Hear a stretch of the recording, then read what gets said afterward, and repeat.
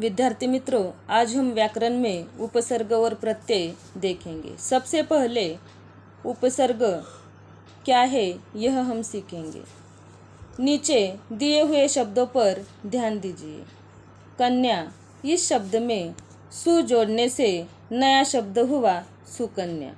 One, इस शब्द में उप जोड़ने से नया शब्द हुआ उपवन।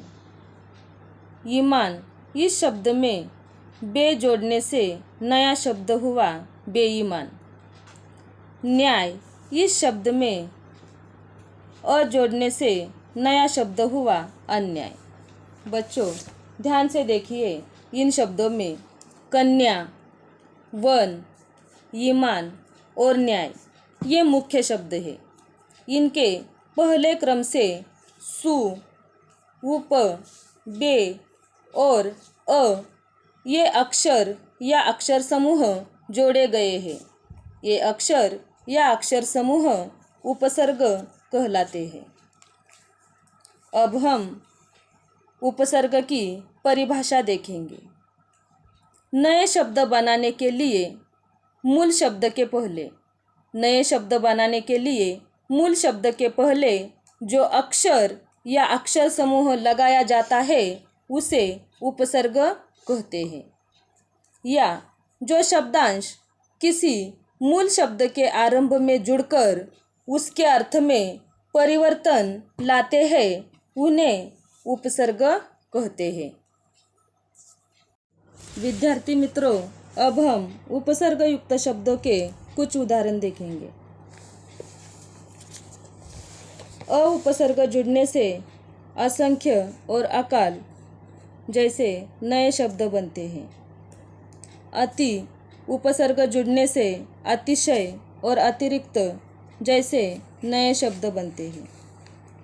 अधि उपसर्ग जुड़ने से अधिकार, अधिपति ये नए शब्द बनते हैं। अन उपसर्ग जुड़ने से अनंत, अनादर ये नए शब्द बनते हैं। अनु ये उपसर्ग जुड़ने से अनुभव, अनुकरण ये नए शब्द बनते हैं। उप उपसर्ग जुड़ने से उपकार, उपदेश ये नए शब्द बनते हैं। नि उपसर्ग जुड़ने से नियम और निबंध जैसे नए शब्द बनते हैं। परि उपसर्ग जुड़ने से परिवार, परिवर्तन ये नए शब्द बनते हैं।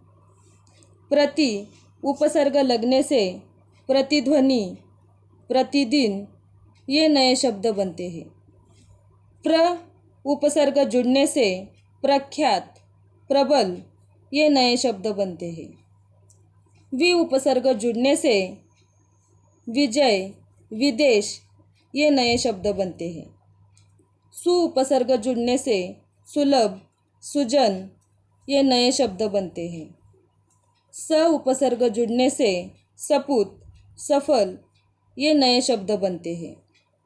कु उपसर्ग जुड़ने से कुमार्ग, कुपुत्र ये नए शब्द बनते हैं।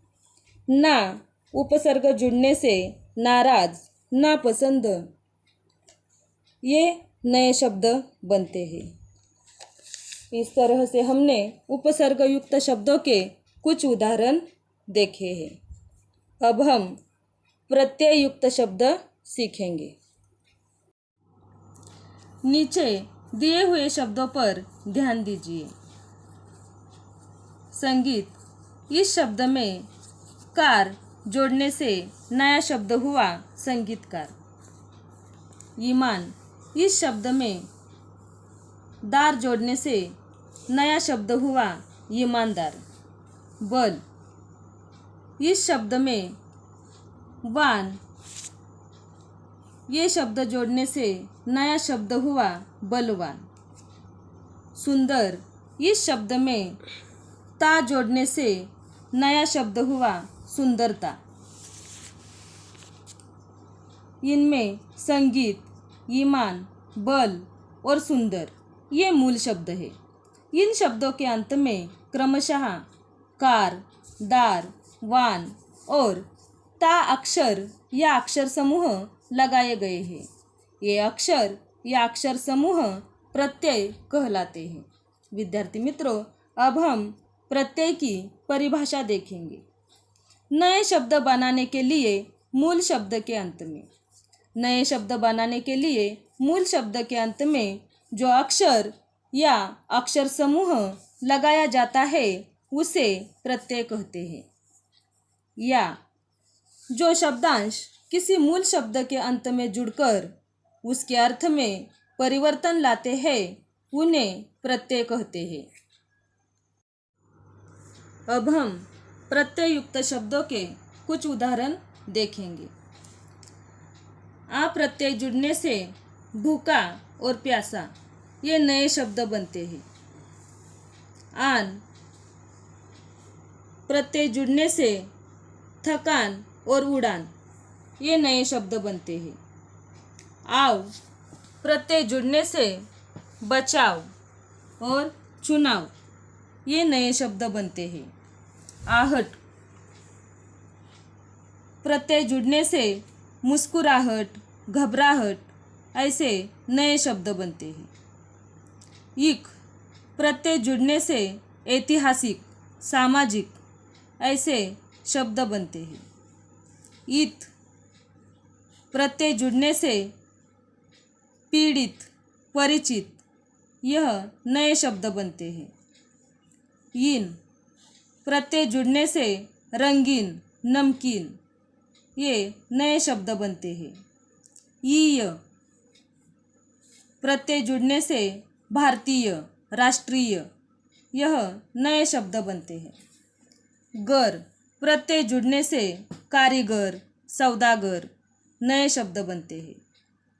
गी प्रत्यय जुड़ने से ताजगी, जिंदगी यह नए शब्द बनते हैं। ता मधुरता, सुंदरता ऐसे नए शब्द बनते हैं।